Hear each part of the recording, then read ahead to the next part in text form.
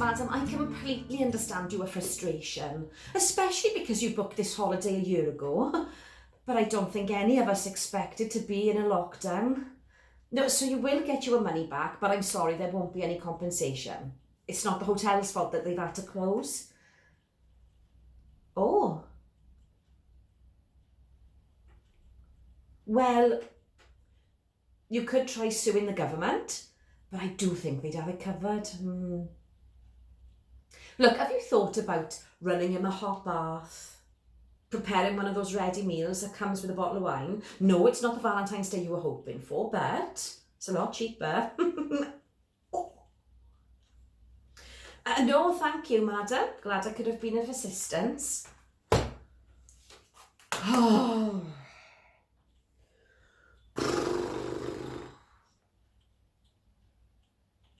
Oh, hello again. You've just caught me working from home. Tourism complaints. It's not my real job, I'm just helping out. And as you can imagine, the phone line is pretty hot with folk disappointed their Valentine's Day holidays can't go ahead. Can I just point out it's not my fault? I mean, you wouldn't know that from some of the calls I've had. Nobody is going to stop me going wherever I want. Or, have you seen how expensive it is to get flowers delivered? On, what if he was going to ask me to marry him? Where's he going to get my ring from now? Online? Do you know, I've never really been that into Valentine's Day. Probably because my ex-husband, wasn't really that into it. I never even had a bunch of flowers off him, let alone a card. He would say, what's the point in spending all that money on a bunch of flowers I can get cheaper any other day? Yeah, problem was I never had any other day either. Perhaps that's why we split. Well, that and we took each other for granted. He would say that I should look after the house and he'd look after the car. Oh, on special occasions, we'd go out for a curry. Mind you, that is a slight improvement on my dad's idea of going out for a special occasion. Now that consists of a prawn cocktail and a steak. No, I suppose really we just grew apart. But we stayed friends, so that's something. Do I miss it? Hell no.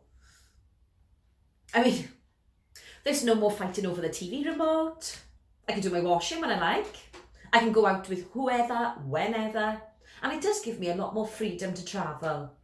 See, with my real job for the travel firm, I have to go away quite a lot, stay at hotels, plan some of the best breaks in some of the best places.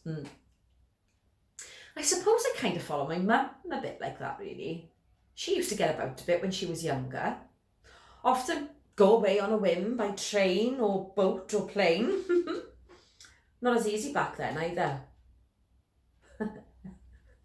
She was telling me the other day, right, about this Valentine's trip that she took.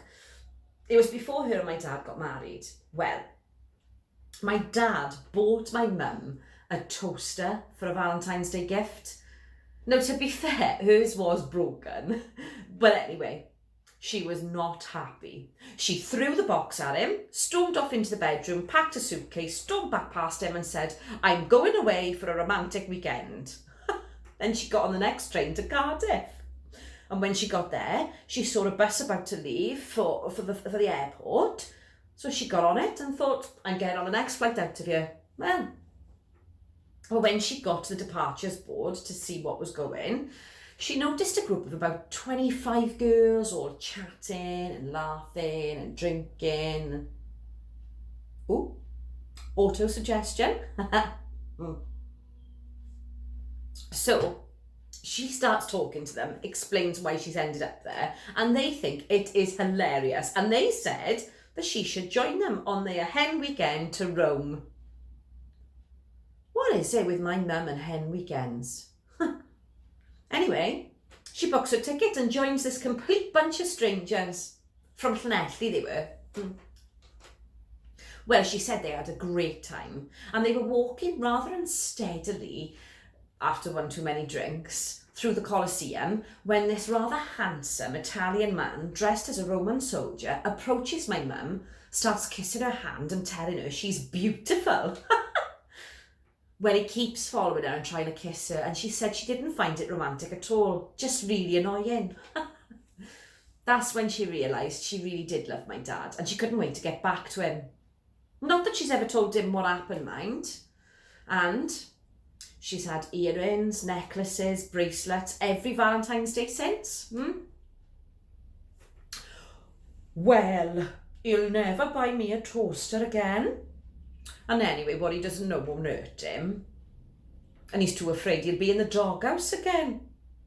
I'd like to keep him thinking he doesn't know what I'm going to do next. Oh, Mum. Perhaps she's got a point, mind. Not to be predictable. Oh, she didn't half go on at me, though, about meeting somebody. And, like, I am sociable. But it's just not been easy this last year to meet anybody new. I mean, glancing over your mask whilst sanitising your hands and wiping down a trolley isn't exactly giving off romantic vibes, is it? No.